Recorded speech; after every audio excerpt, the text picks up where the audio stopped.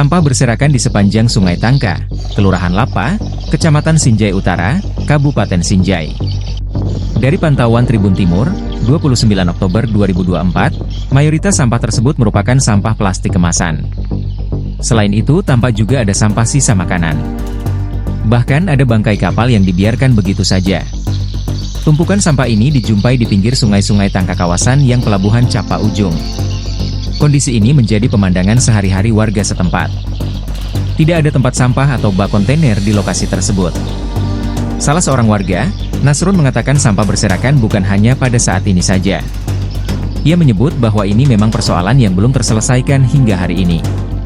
Kondisi ini sudah terjadi sangat lama dan bahkan hingga saat ini belum ada solusi yang diberikan oleh pemerintah, jika tanya. Nasrun berharap agar pemerintah setempat mencari solusi untuk warga agar sampah ini bisa dibersihkan. Pasalnya sampah tersebut sangat mengganggu kenyamanan warga setempat. Kita butuhkan solusi, bukan imbauan jangan buang sampah. Apa solusinya supaya kita gak buang sampah sembarangan, ujarnya. Sementara itu, Kepala Dinas Lingkungan Hidup dan Kehutanan, Musofwan Sabirin, yang dikonfirmasi belum memberikan tanggapan. Download Tribun X sekarang, menghadirkan lokal menjadi Indonesia.